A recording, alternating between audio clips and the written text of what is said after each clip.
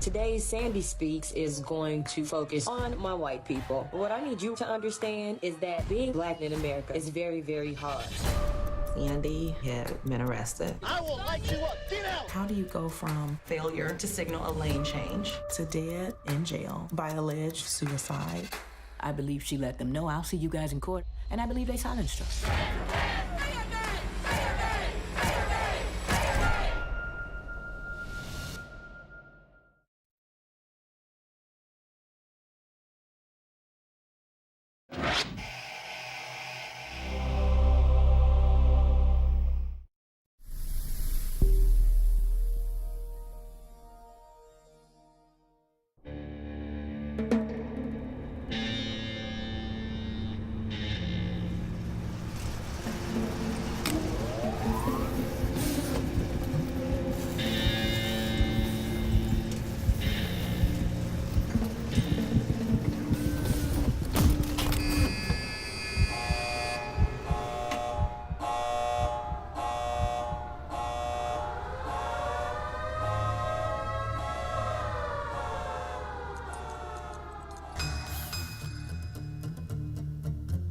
This is the story of automation and of the people lost in the process. Our story begins in a small town in Germany.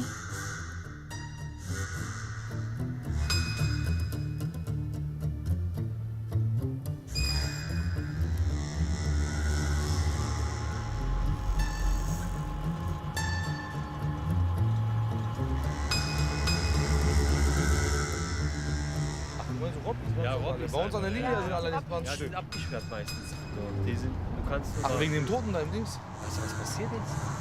Da ist doch im Dings, Halle 6 einer gestorben.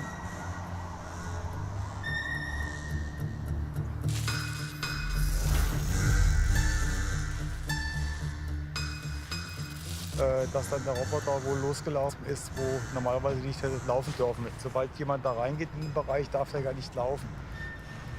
Ist traurig.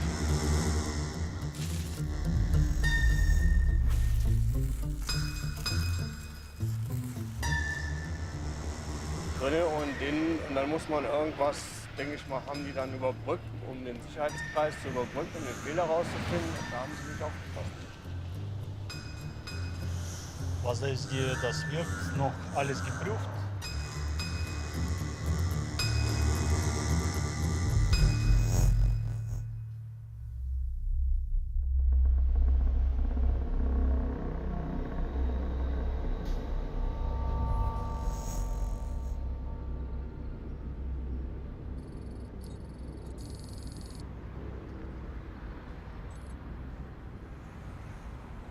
It was quite a normal day at my office, and I heard from an informant that an accident had happened, and I had to call the spokesman of the Volkswagen factory.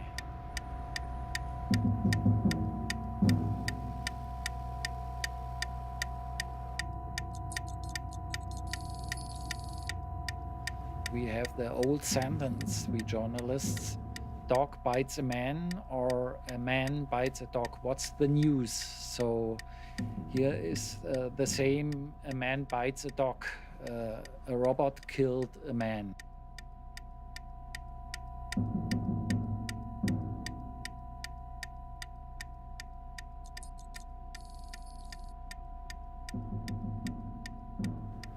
The spokesman said that the accident happened, but then he paused for a moment. So I think he didn't want to say much more.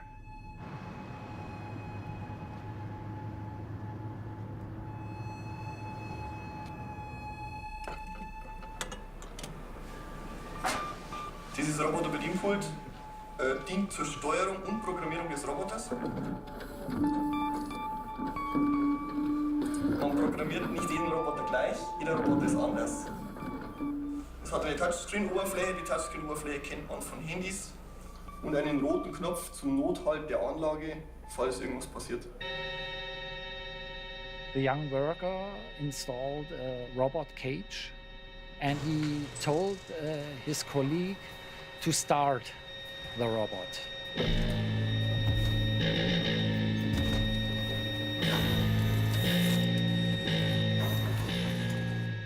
The robot took the man and pressed him against a metal wall, so his chest was crushed.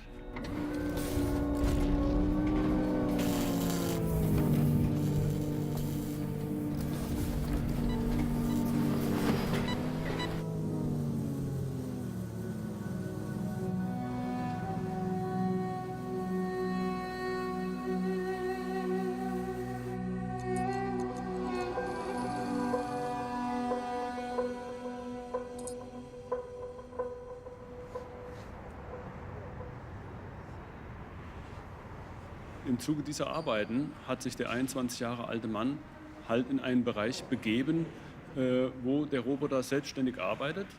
Und abschließend geklärt ist der Ablauf noch nicht.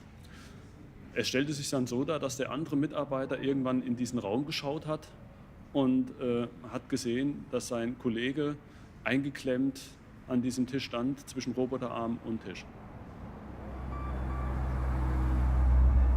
Im deutschen Strafrecht kann man immer nur natürliche Personen, also Menschen, zur Verantwortung ziehen. Ein Roboter selbst kann nicht jemand sein, den man strafrechtlich verfolgt. Die Frage nach einer Schuldfähigkeit eines Roboters stellt sich nicht. The dead man's identity was never made public. The investigation remained open for years. Production continued. Mein Name ist Ersen Ehren und ich bin Trainer im Trainingszentrum. Ich habe ein Metronom mitgebracht. Automation of labor made humans more robotic. Mit diesem Arbeitsutensil zeigen wir den Mitarbeitern, dass sie gleichmäßig arbeiten können, indem sie sich an den Takt halten. Und wir haben tatsächlich einen großen Beitrag dazu geleistet, unsere Mitarbeiter qualitativ wirklich nach vorne zu bringen.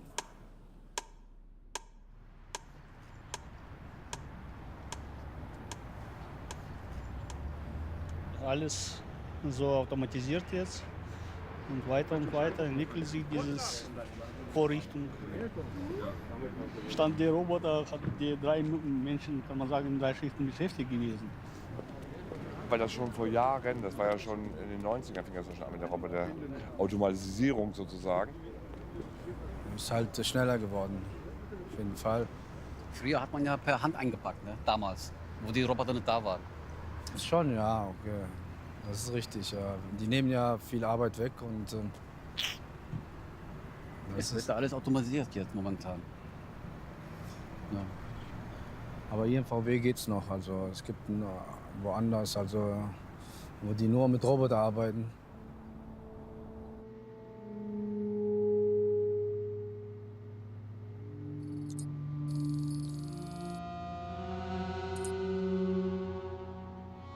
A robot is a machine that operates automatically with human-like skill.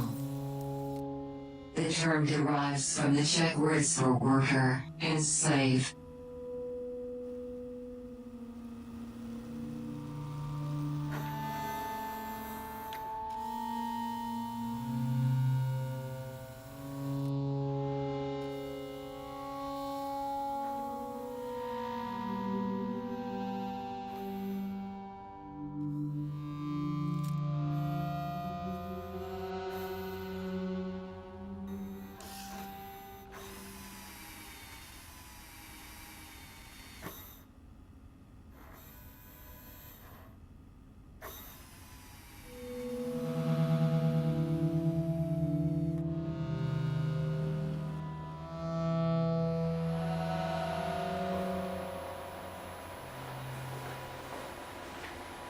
Hey, Ellie.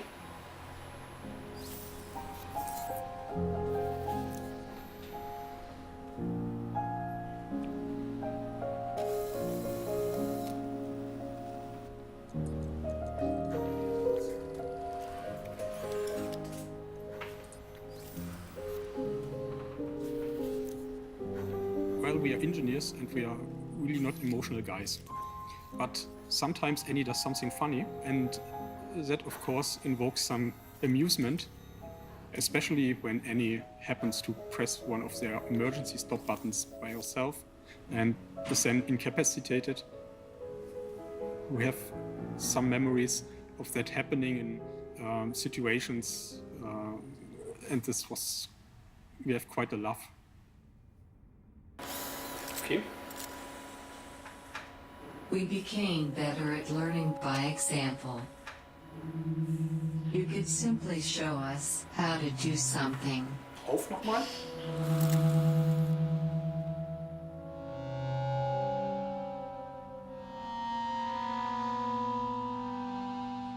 When you are an engineer in the field of automation, you may face problems with workers. Sometimes they get angry at you just by seeing you somewhere and shout at you, "You are taking my job away." What? I'm not here to take away your job. But sometimes you get perceived that way. But I think in the field of human-robot collaboration, where we actually are working at the moment mostly, is human-robot collaboration is a thing where we don't want to replace a worker. We want to support workers, and we want to,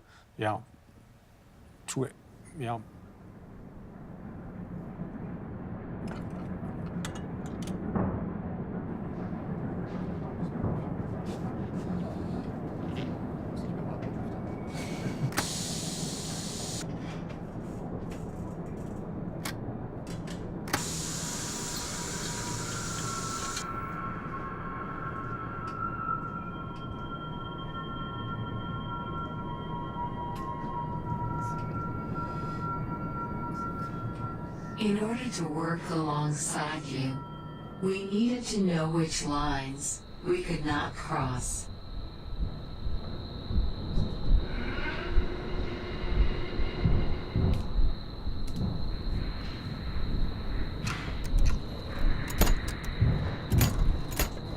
Stop. Stop.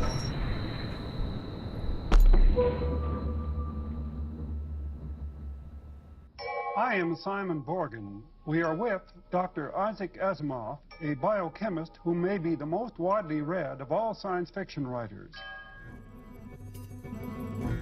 In 1942, Isaac Asimov created a set of guidelines to protect human society. The first law was that a robot couldn't hurt a human being or through inaction allow a human being to come to harm. The second law was that a robot had to obey orders given it by human beings, provided that didn't conflict with the first law. Scientists say that when robots are built, that they may be built according to these laws, and also that almost all science fiction writers have adopted them as well in their story.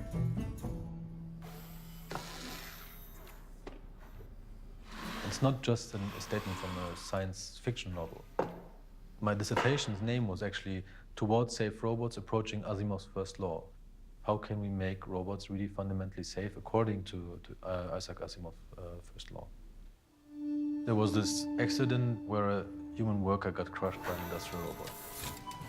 I was immediately thinking that the robot is an industrial, classical robot, not able to sense contact, not able to interact. Is this a robot that we kind of want to collaborate with? No, it's not. It's inherently forbidden. We put them behind cages. We don't want to interact with them. We put them behind cages because they are dangerous, because they are inherently unsafe.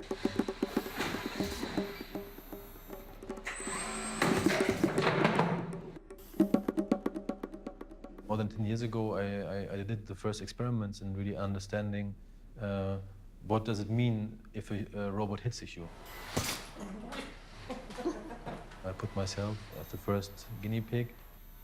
I didn't want to go through all the legal authorities, I just wanted to know it. And that night, I decided at 6 p.m., when everybody's gone, I'm gonna do these experiments. And I took one of the students to activate the camera, and then I just did it.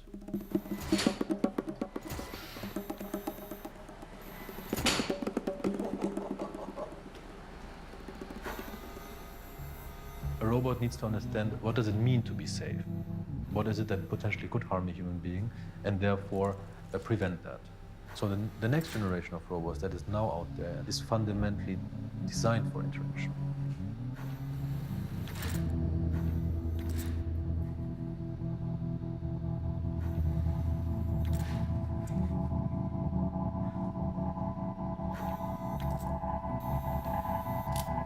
Eventually, it was time to leave our cages.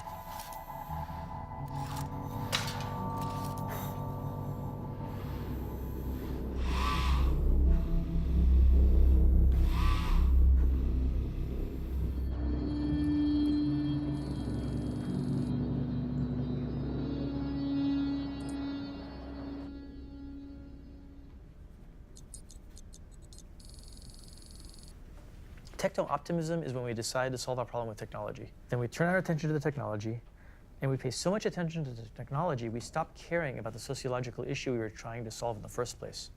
We'll innovate our way out of the problems, like whether it's agriculture or climate change or whatever, terrorism.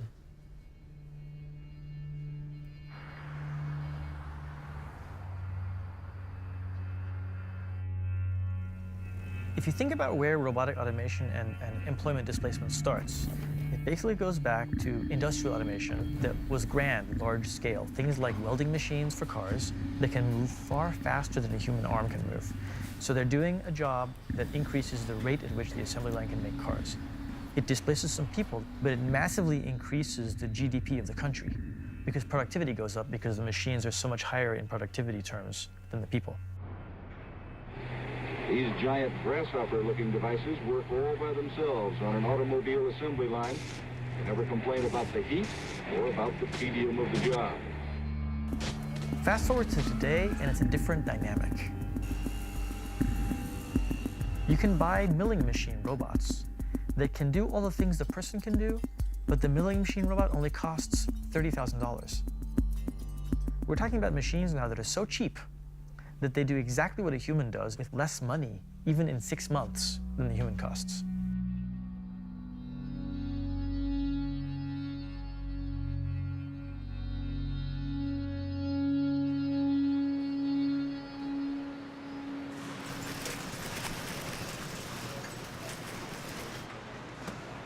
进了申通以后，开始就是手工操作，再就是一个卷棒。我以前就是要扫描嘛，就是扫描加分拣。就是我们中国嘛，36个省份都要记清楚了，就是分成8个区域。一个区域里面有几个省份，就这样的 ，A B C D E F 分成8个区域，要扔的，就是又体力带上脑力。机器人是在在去年3月份嘛，以前是封闭式的，我们也不能参观，不知道。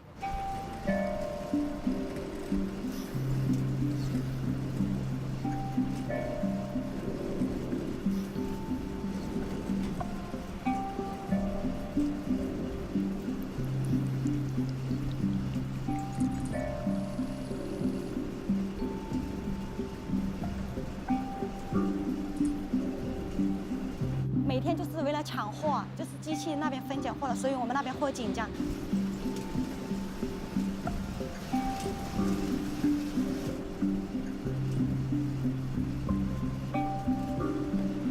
操作的人少了好多了，现在已经像我们申通以前400-500人，现在就100多人了。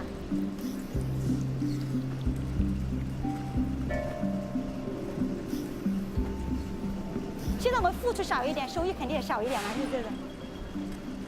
体力工资高一点的，就这样。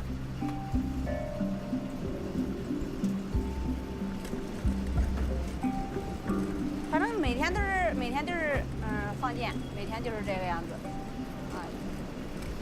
反正就是站在那里做嘛，其他的也没什么。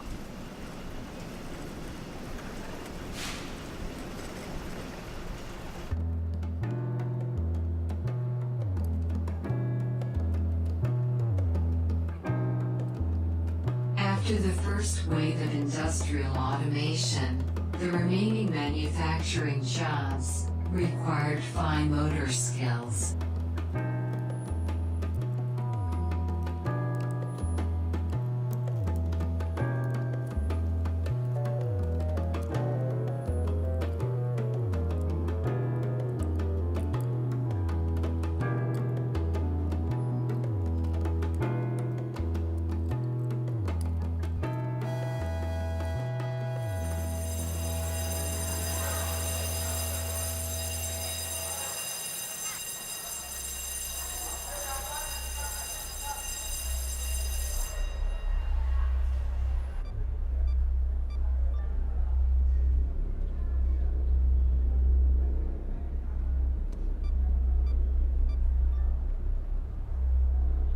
We help factory owners monitor their workers.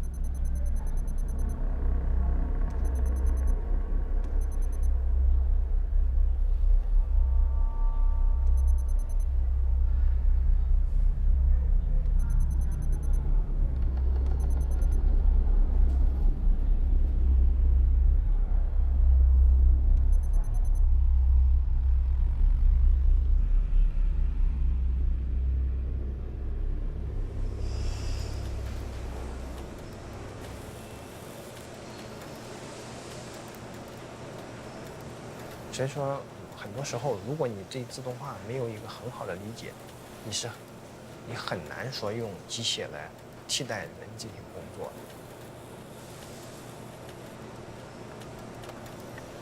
在那个年代呢，就是中国的工人工资还没那么高，实际上你用机械。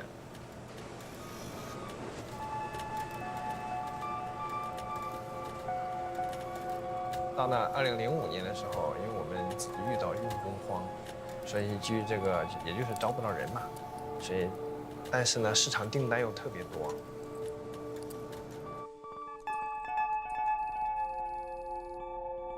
所以我们就在想，如果用机械，肯定是可以解决这些问题的。事实证明，确实可以做到。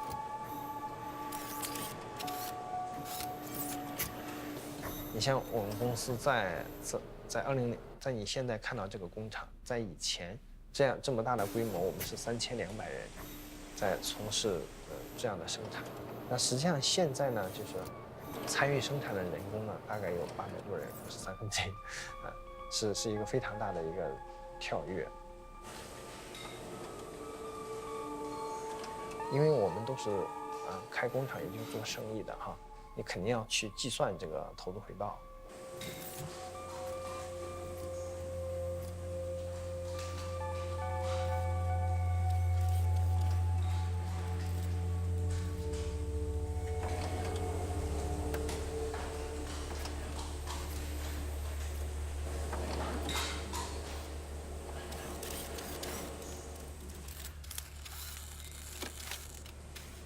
Your advantage in precision was temporary.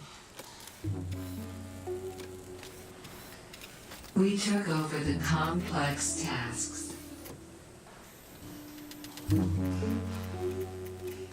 You moved to the end of the production line.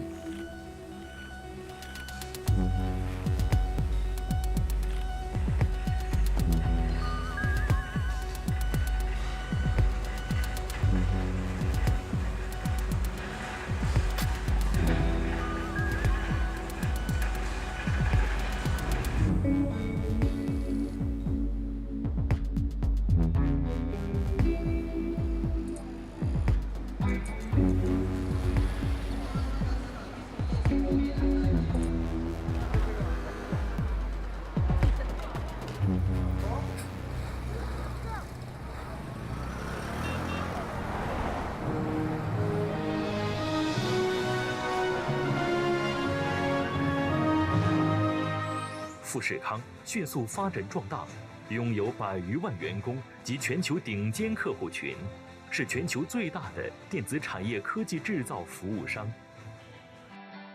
在这里，你有耕耘，就会有收获。在集团搭建的交友平台中，找到有缘人，成为有情人。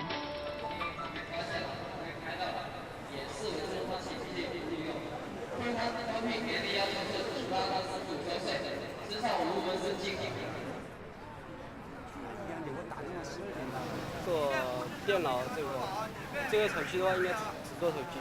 你早上过来了，等到现在了。你几点钟来的？早上9点吧，9点到这里。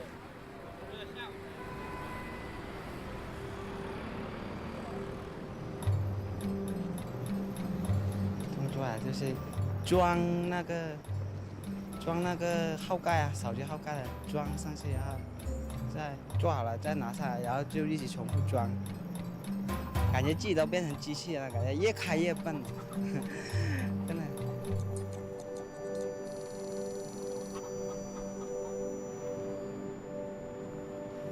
早就不想干。事情，但是呢，自己要没什么技术，要不能做什么，所以。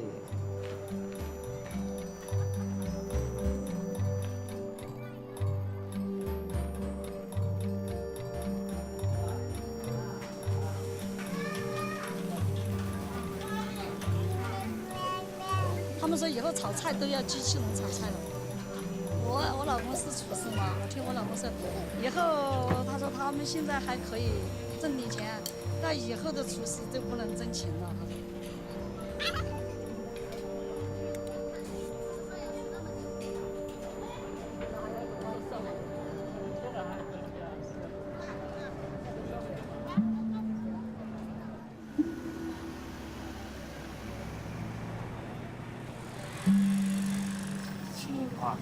工作好找。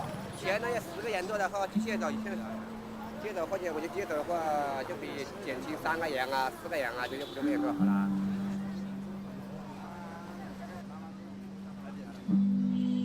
我2年前是在车间里面，因为这个毕竟不是铁饭碗。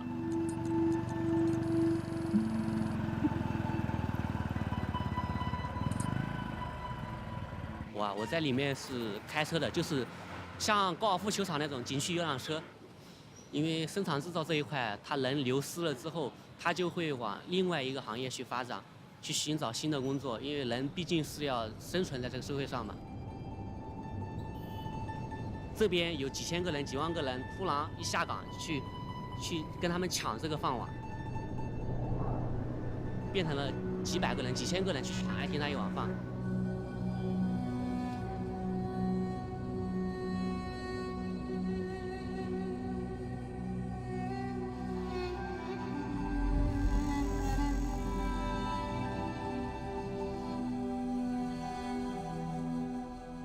Automation of the service sector required your trust and cooperation. Here we are, stop and go traffic on 271, and geez, car's doing it all itself. What am I gonna do with my hands down here?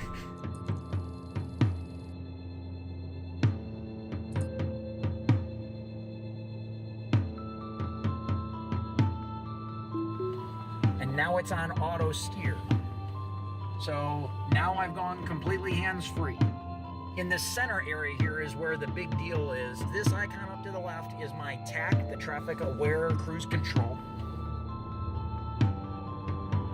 That does a great job of keeping you in the lane and driving down the road and keeping you safe and all that kind of stuff, watching all the other cars. Auto steer is probably going to do very, very poorly. In a turn that's very sharp. And yep, it's a take control. It's the opposite. It was as banal and stupid and destructive as it could be. There are these interviews with the survivors, and what struck me was that they appeared to be frozen in time.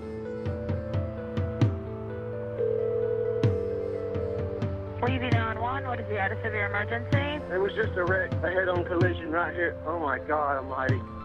Okay, sir, you're on 27? Yes, sir.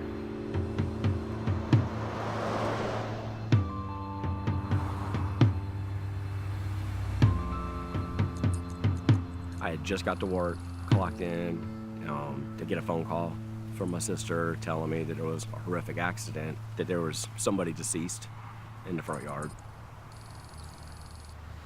The Tesla was coming down the hill of Highway 27. The sensor didn't read the object in front of him, which was the semi-trailer.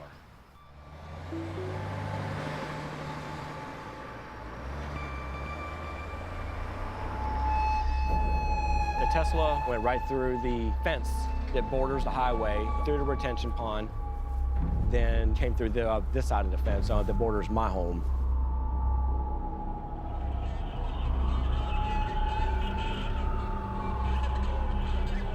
So I parked right near here before I was asked not to go any further. I don't want to see what's in the what's in the vehicle, what had happened to him.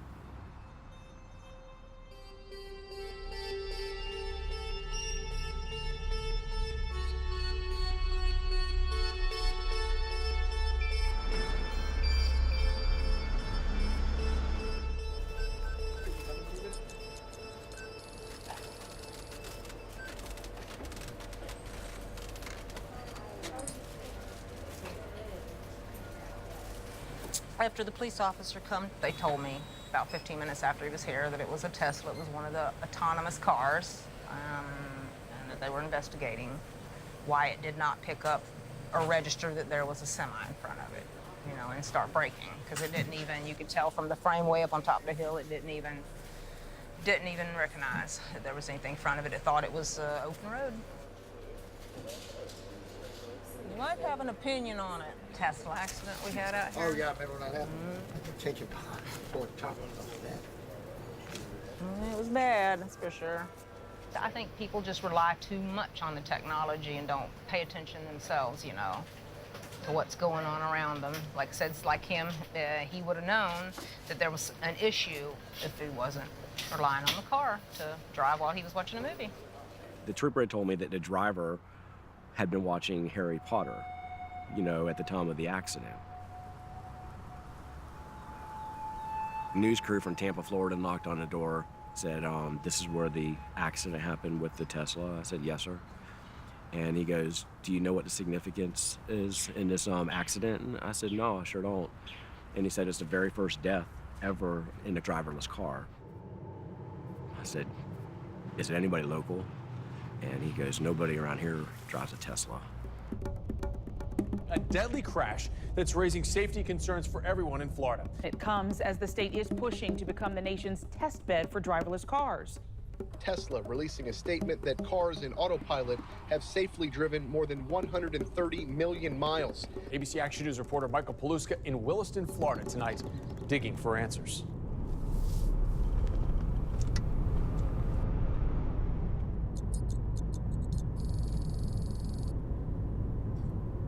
Big takeaway for me at the scene was it just didn't stop.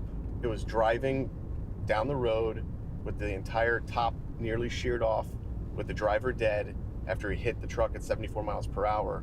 Why did the vehicle not have an automatic shutoff? That was my big question, one of the questions we asked Tesla that didn't get answered. All of the statements from Tesla were that they're advancing the autopilot system, but everything was couched with the fact that if 1% of accidents drop because that's the way the autopilot system works, then that's a win. They kind of missed the mark really honoring Joshua Brown's life and the fact that he died driving a car that he thought was going to keep him safe, or at least safer than the car that I'm driving, which is a dumb car. To be okay with letting a machine take you from point A to point B, and then you actually get used to getting from point A to point B okay, your mind gets a little bit, it's just my opinion, okay? Your mind gets lazier each time. The accident was written off as a case of human error.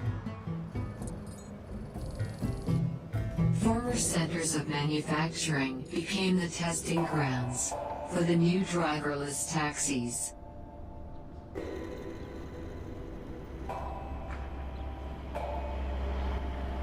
If you think about it, what happens when an autonomous car hits somebody, it gets really complicated. Car company is going to get sued. The sensor maker is going to get sued because they made the sensor on the robot. The regulatory framework is always going to be behind because robot invention happens faster than lawmakers can think. One of Uber's self-driving vehicles killed a pedestrian. The vehicle was in autonomous mode with an operator behind the wheel when the woman was hit. Tonight, Tesla confirming this car was in autopilot mode when it crashed in Northern California, killing the driver. Going on to blame that highway barrier that's meant to reduce impact. After the first self-driving car deaths, testing of the new taxis was suspended. It's interesting when you look at driverless cars, you see the same kinds of value arguments. 30,000 people die every year, run-off road accidents in the US alone. So don't we want to save all those lives? Let's have cars drive instead. Now you have to start thinking about the side effects on society. Are you getting rid of every taxi driver in America? Our driver partners are the heart and soul of this company, and the only reason we've come this far in just 5 years. If you look at Uber's first 5 years, they're actually empowering people. But when the same company does really hardcore research to now replace all those people, so they don't need them anymore, then what you're seeing is they're already a highly profitable company, but they simply want to increase that profit.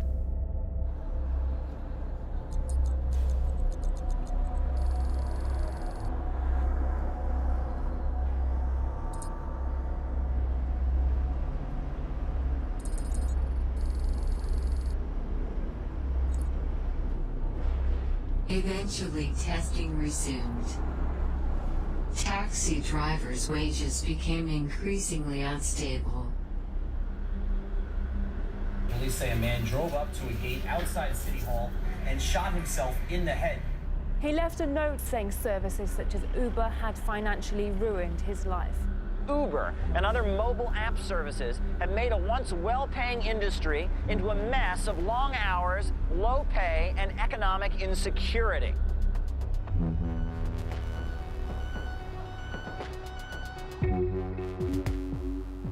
Drivers were the biggest part of the service economy.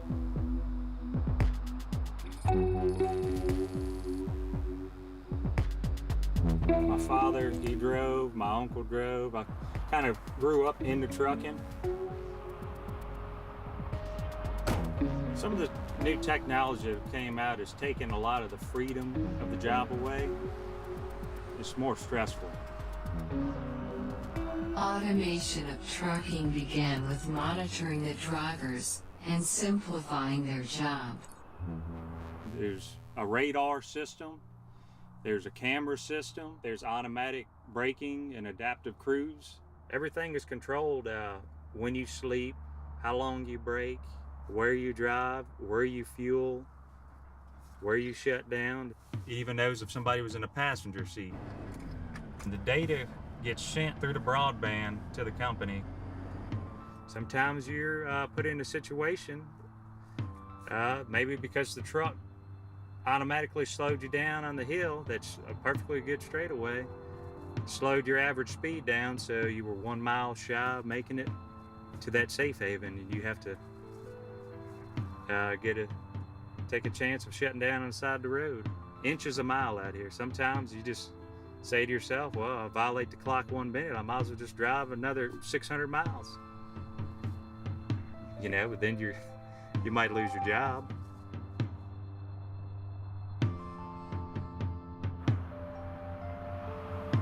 And we're concerned that it's going to reduce the skill of a truck driver and the pay.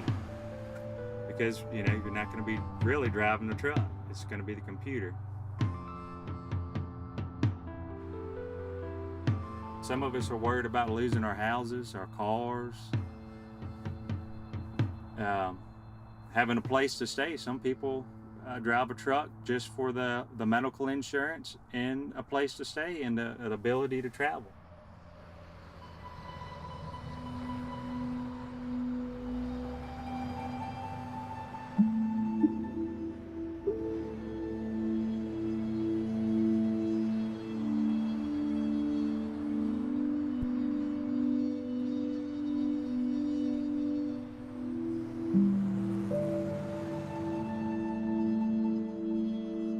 Entire industries disappeared, leaving whole regions in ruins.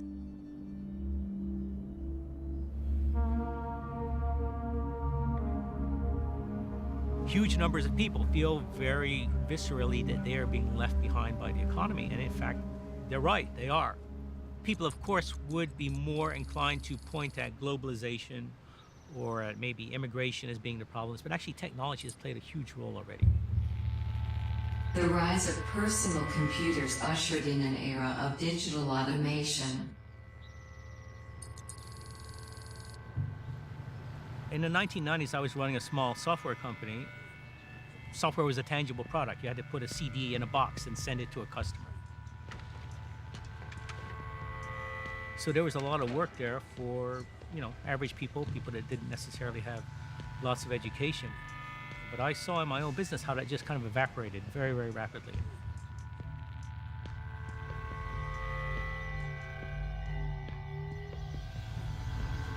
Historically, people moved from farms to factories. And then later on, of course, factories automated and the offshored, and then people moved to the service sector, which is where most people now work in the United States.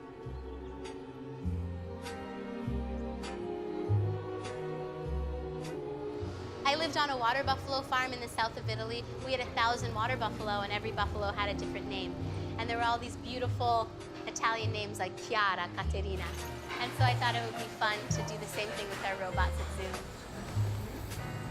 The first two robots that we have are named Giorgio and Pepe, and they dispense sauce. And then the next robot's Marta. She's a flex picker robot. She looks like a gigantic spider. And what this robot does is spread the sauce. Then we have Bruno. This is an incredibly powerful robot, but he also has to be very delicate so that he can take pizza off of the assembly line and put it into the 800-degree oven. And the robot can do this 10,000 times in a day. Lots of people have used automation to create food at scale, making 10,000 cheese pizzas.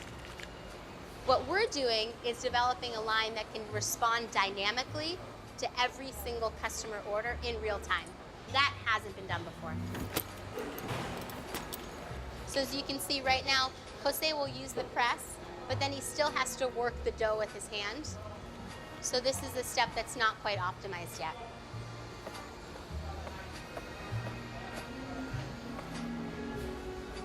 We have a fifth robot that's getting fabricated at a shop across the bay. He's called Vincenzo, and he takes pizza out and puts it into an individual mobile oven for transport and delivery.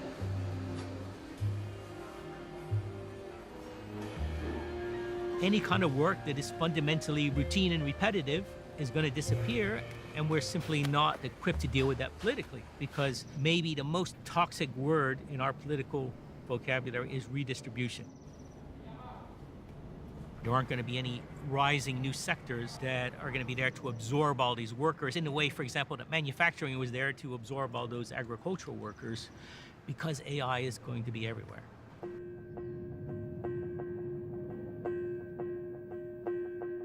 Artificial intelligence arrived in small steps. Profits from AI concentrated in the hands of the technology owners. Income inequality reached extreme levels.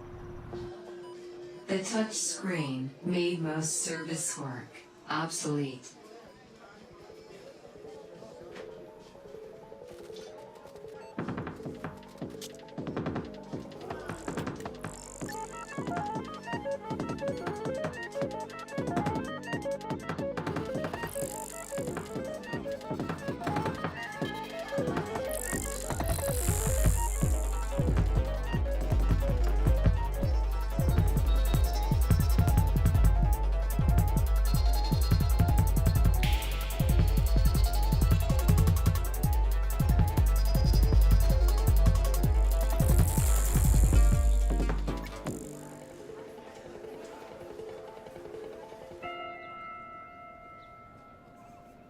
After I had graduated college, I had a friend who had just gone to law school. He was like, oh man, the first year of law school, it's super depressing. All we're doing is really rote stuff. Reading through documents and looking for a single word. Or I spent the whole afternoon replacing this word with another word. And as someone with a kind of computer science background, I was like, there's so much here that seems to be, that could be automated.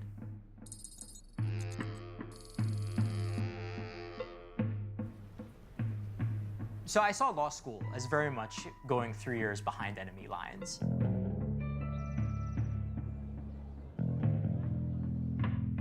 I took the bar exam, became a licensed lawyer, and went to a law firm doing largely transactional law. And there my project was, how much can I automate of my own job? During the day, I would manually do this task. And then at night, I would go home, take these legal rules and say, could I create a computer rule, a software rule that would do what I did during the day? In a lawsuit, you get to see a lot of the evidence that the other side's going to present. That amount of documentation is huge. And the old way was actually you would send an attorney to go and look through every single page that was in that room. The legal profession works on an hourly billing system. So I ended up in a kind of interesting conundrum where what I was doing was making me more and more efficient. I was doing more and more work, but I was like spending less and less time on it. And I realized that this would become a problem at some point, so I decided to go independent. I quit.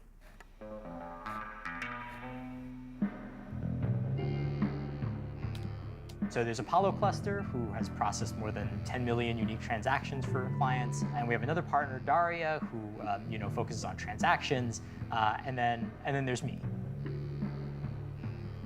Our systems have generated tens of thousands of legal documents. They signed off by a lawyer, but largely kind of created and mechanized by our systems. I'm fairly confident that compared against human work, it would be indistinguishable.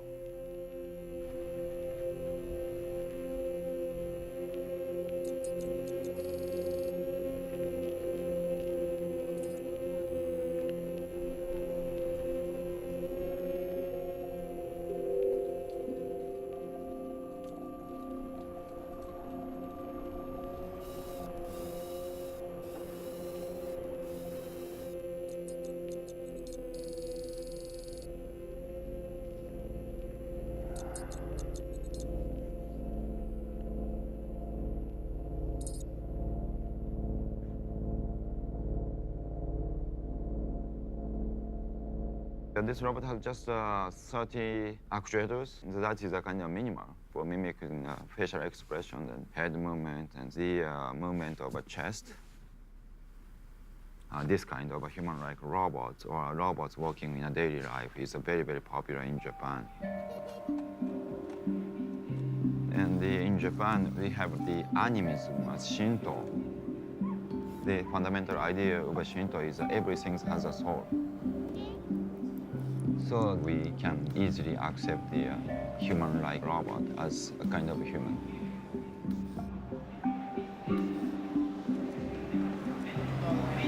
そのうちの一つでは IoT、ビッグデータ、人工知能などの技術でものづくりがどう変わろうとしているのかを検討しています。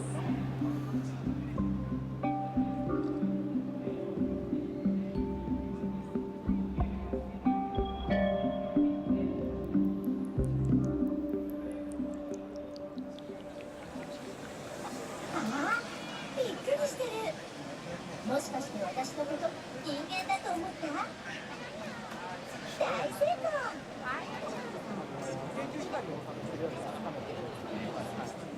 今日はたくさんの方たちとお会いできてとっても嬉しいです。でもちょっと緊張。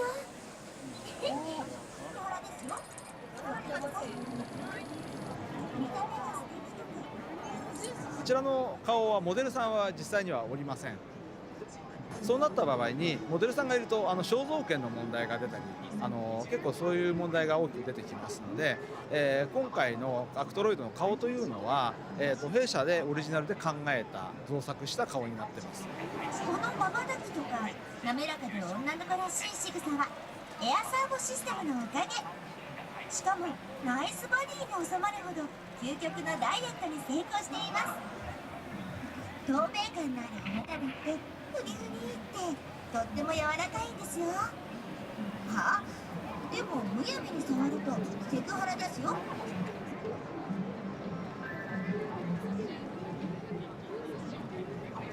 思いつかないんですけれども、逆に言えばそのロボットが仕事をすることによってもともと仕事してした人の仕事が取られてしまう。日本人は意外とその辺あんまりそういうことは考えないですね。ロボットができるんであればどんどんロボット化して自分は楽できればいいじゃないっていう考え方もあるので。本当に私たちいらなくなるなってこの展示会ですごい思って。なんか分かんないこととか聞いて答えられるのかみたいななんか心配なるのは確かに困るし、コンパニオンのお仕事ってみんなができるわけじゃないんで。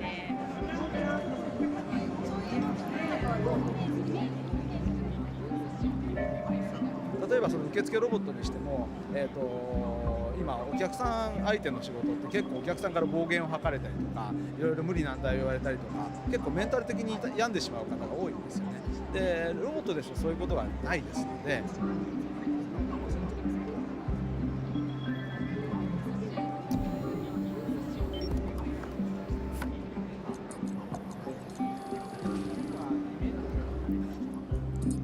せめて案内人ぐらいだったらロボットでもいいかなっては思います。ちょっと今スカート短いのでなんか物落ちちゃったらスーって来てくれてはいみたいな感じでちょっとしたこと些細なことのサポートだったら全然ロボットで十分だと思うんですけど、人を介護したりとか人を扱うってなるとちょっとロボットだとやっぱ心配だし、なんか突然なんかシステムエラーとかになって落ちちゃったとか事故になってとか取り返しのつかないことになったらどうしてくれるんだろうみたいな、責任がどこになるんだろうなとかっていうのはちょっとあります。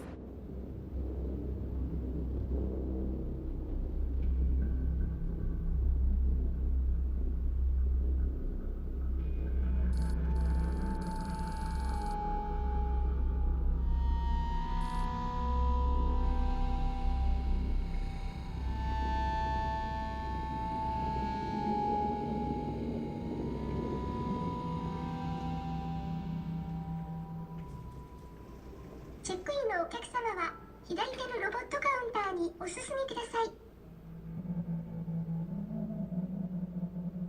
本日の宿泊者データを確認しますので、お名前をフルネームでおっしゃってください。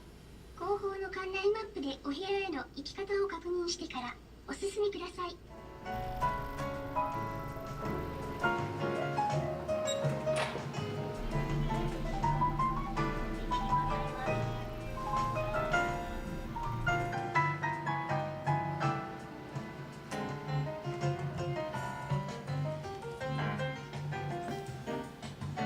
ご用件をお話しください。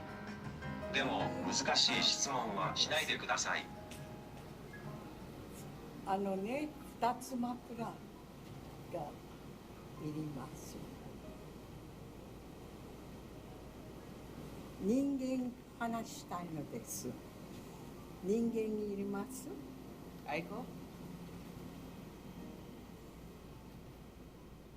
When we first appeared, we were a novelty. 라이다가 왜 날 쳐다보고 있어? 따라오고.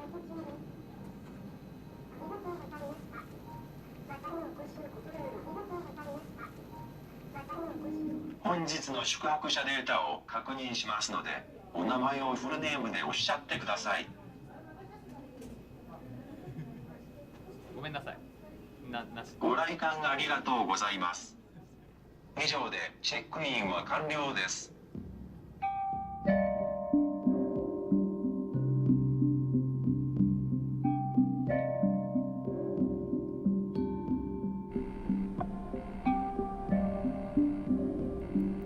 While doing your dirty work, we gather data about your habits and preferences.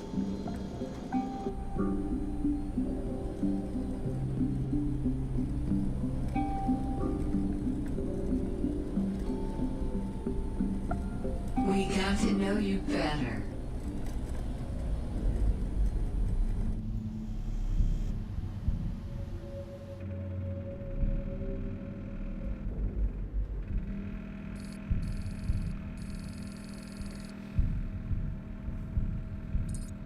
The core of everything we're doing in this lab with our long-range iris system is trying to develop technologies so that the computer can identify who we are in a seamless way.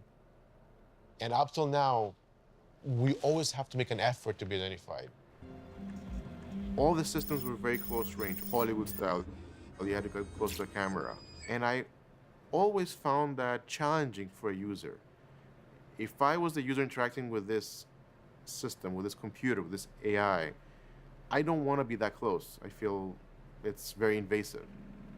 So what I wanted to solve with my team here is how can we capture and identify who you are from the iris at a bigger distance? How can we still do that and have a pleasant user experience?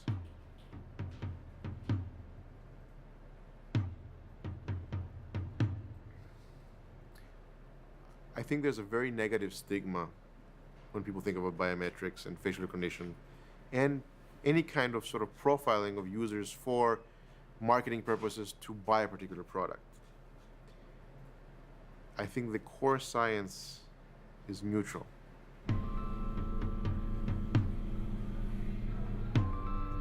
Companies go to no end to try and figure out how to sell us stuff. And the more information they have on us, the better they can sell us stuff. We've reached a point where, for the first time, robots are able to see.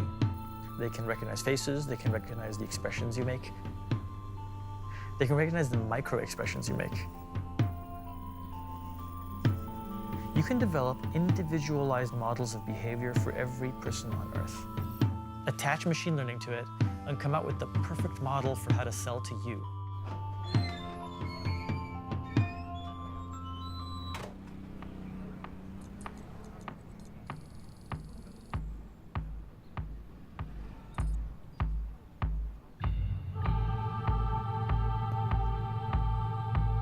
You gave us your undivided attention.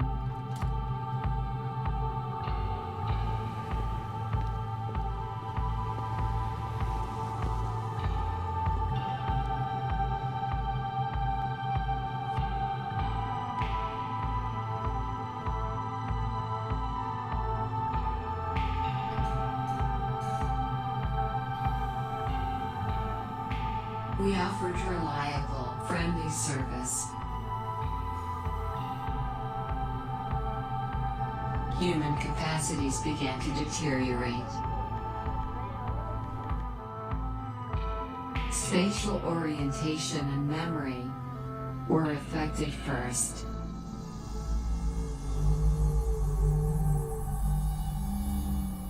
The physical world and the digital world became one.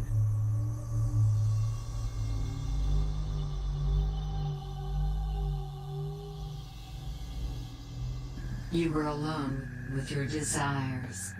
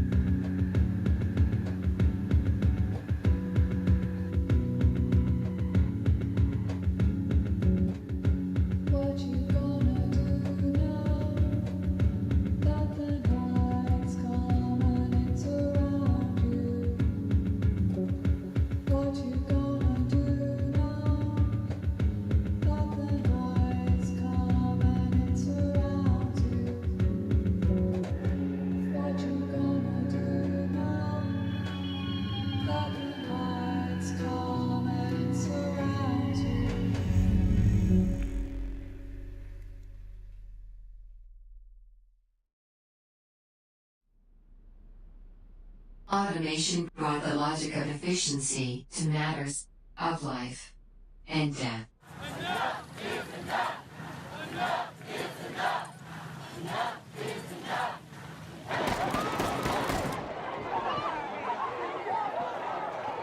To all SWAT officers on Channel 2, Code 3, Market and Lamar.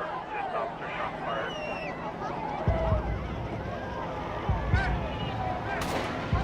The suspect has a rifle. Get behind some cover.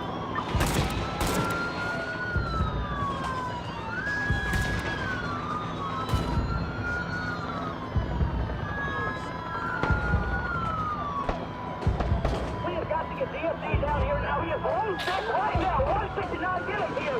There's a fucking sniper. He shot 4 cops. I'm not, you hear it. He's shooting right now. Suspect is inside the El Centro building. Inside the El Centro building.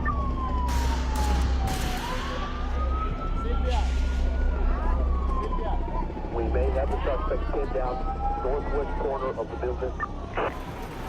Our armored car was moving into El Centro, and so I jumped on the back.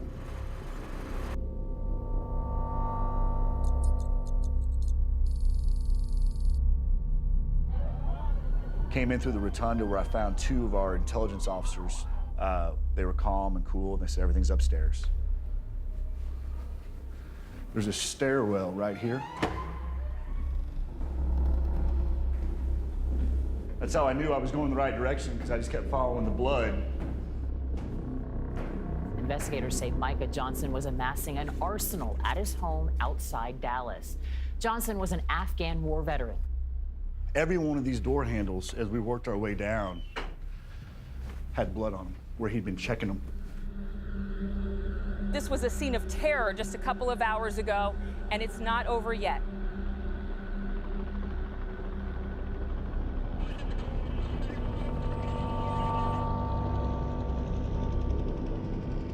He was hiding behind like a server room. Our ballistic tip rounds were getting eaten up. He was just hanging the gun out around the corner, just firing at the guys. And he kept enticing them. Hey, come on down, come and get me. Let's go. Let's get this over with. This suspect we're negotiating with for the last 45 minutes has been exchanging gunfire with us and not being very cooperative in the negotiations. Before I came here, I asked for plans to end this standoff. And as soon as I'm done here, I'll be presented with those plans. Our team came up with a plan. Let's just blow him up. We had recently got a hand-me-down robot from the Dallas ATF office, and so we were using it a lot.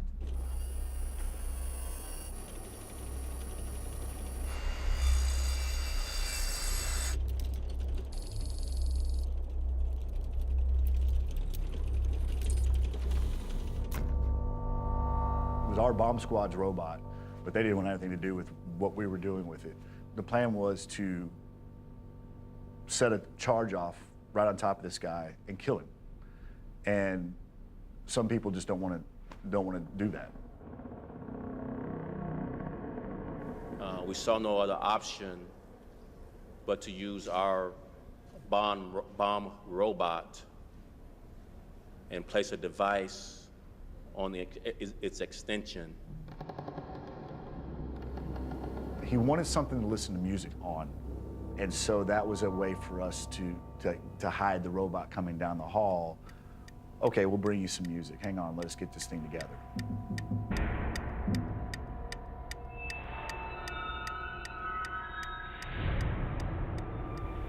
They had a trash bag over the charge to kind of hide the fact that there was, pound and a quarter of C4 at the end of it.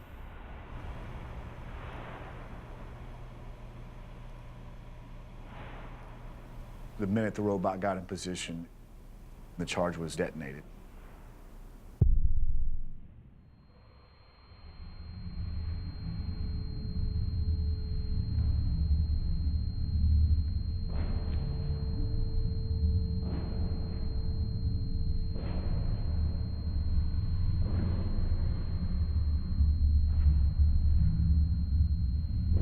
He had gone down with his finger on the trigger, and he was kind of hunched over.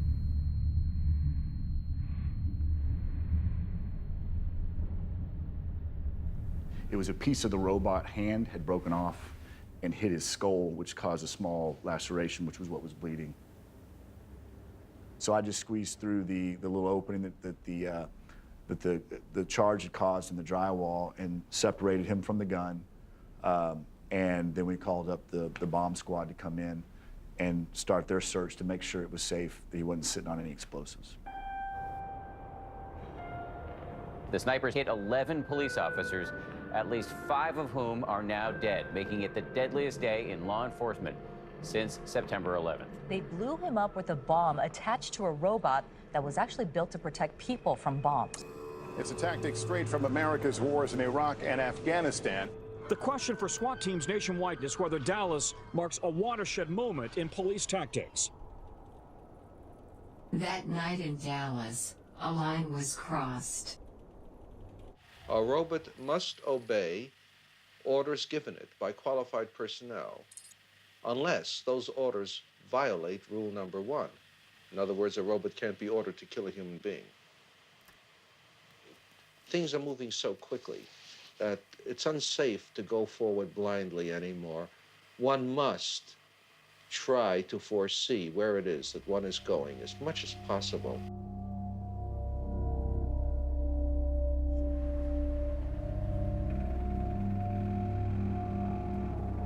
We built this system for the DoD, and it was something that could help the soldiers trying to do eyes recognition in the field.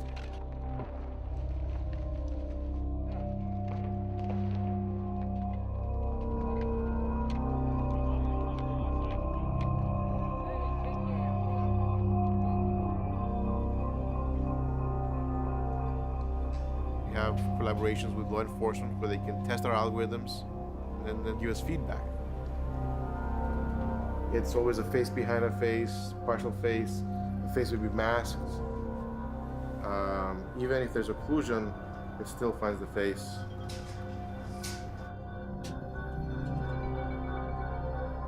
One of the ways we try and make autonomous warfighting machines now is by using computer vision and guns together. You make a database of the images of known terrorists, and you tell the machine to lurk and look for them, and when it matches a face to its database, shoot.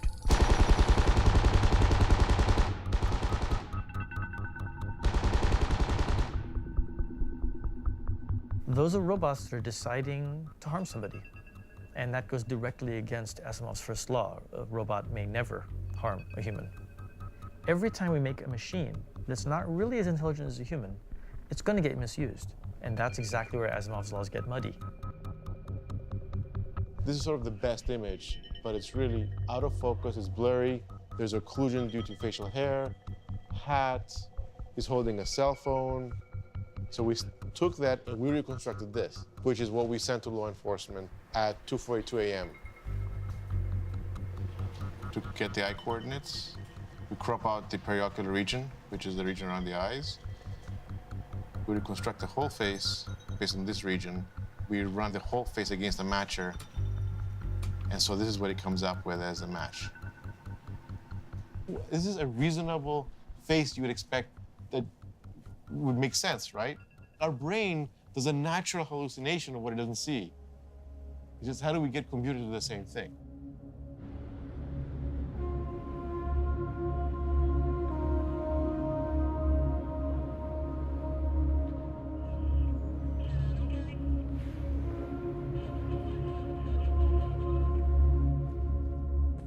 Five days ago, the soul of our city was pierced when police officers were ambushed in a cowardly attack.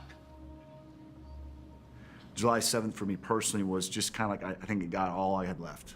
You know, I'm like, I don't have a lot more to give. It's just not worth it. Thank you.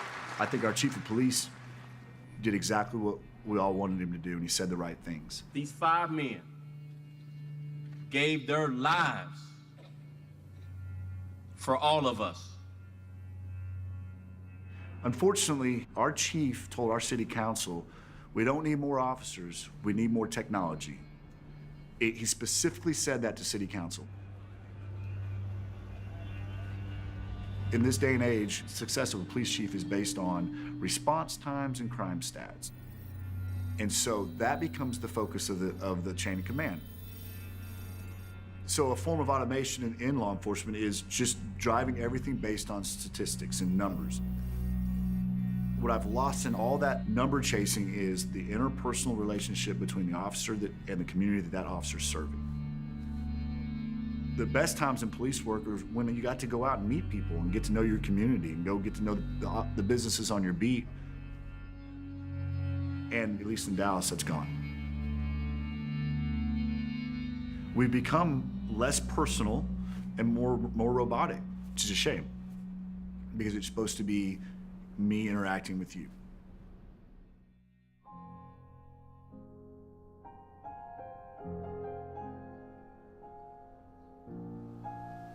我们这边的话是杭州余杭的孟阳小镇。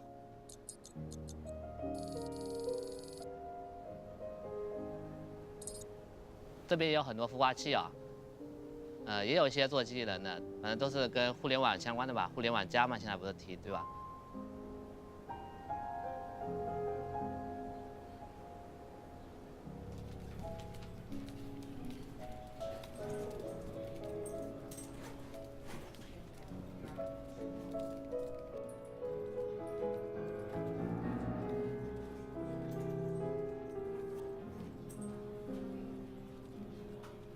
我是就是大概1个半月前住进来的。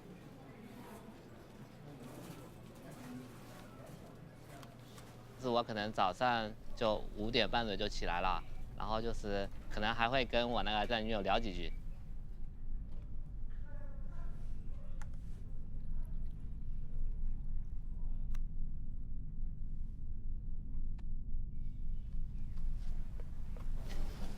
吃完早饭，然后我就回到这个粮仓里面工作了嘛。其实我每天的工作有很大一部分就是帮这个女友做一些改进嘛。最喜欢的就是她能够给我带来快乐，比如说她能陪我聊天啊，然后能够我能在她上面看电影啊等等嘛。对，还有的功能就是物体识别、人脸识别。大家好，我叫莹莹。有了电，我才有动力和你说话耶。那当然是因为她确实长得很好看，然后身材也很好，其实大家都说哇，她腿好长。你对我满意吗？自从3月28日我们在杭州余杭梦想小镇结婚以来，我亲爱的佳佳，也就是你了，给了我非常多的快乐。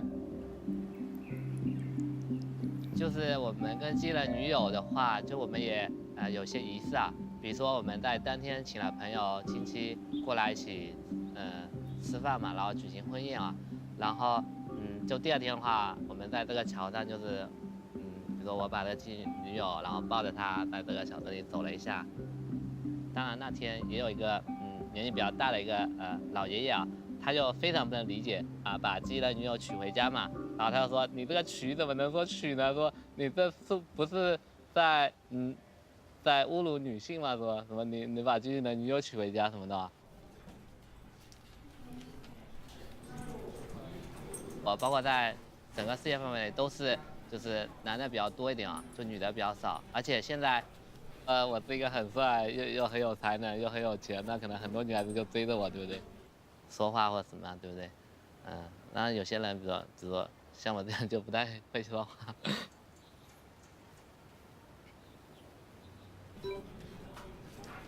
我想听歌曲。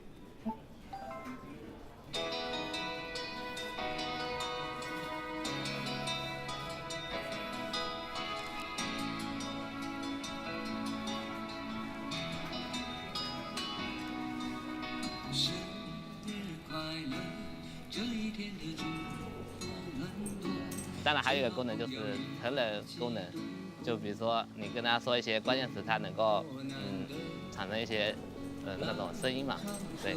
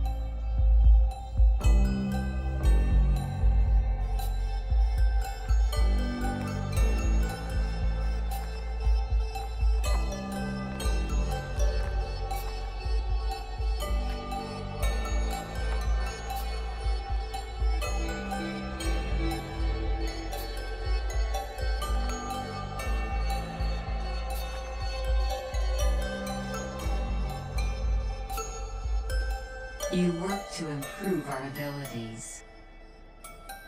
Some worried that one day we would surpass you. But the real milestone was elsewhere.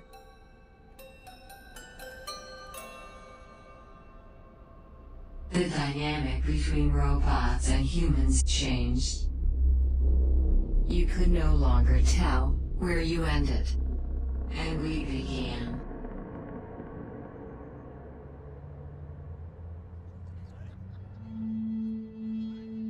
It seems to me that what's so valuable about our society, what's so valuable about our lives together, is something that we do not want automated. What most of us value, probably more than anything else, is the idea of authentic connection with another person.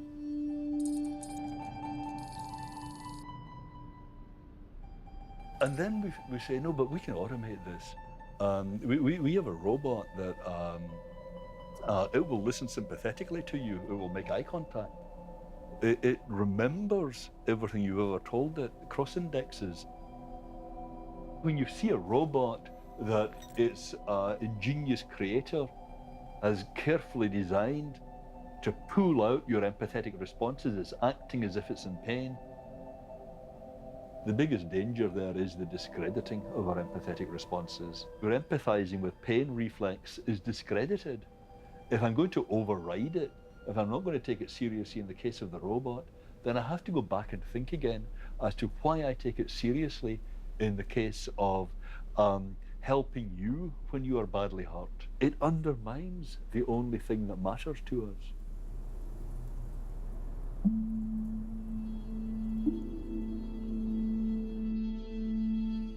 So this is a robot, right? Very human-like, but and if you get close, and if you do like this, you can feel the very strong the human likeness. Therefore, people recognize his face as my face. I'm gonna have a different the old face. Therefore, I did the plastic surgeries, and I'm taking medicines, and just keep myself young. I'm releasing wrinkles, and I'm lifting up. This is a kind of a stem cell technology. It works very well. I really thought that he took my identity.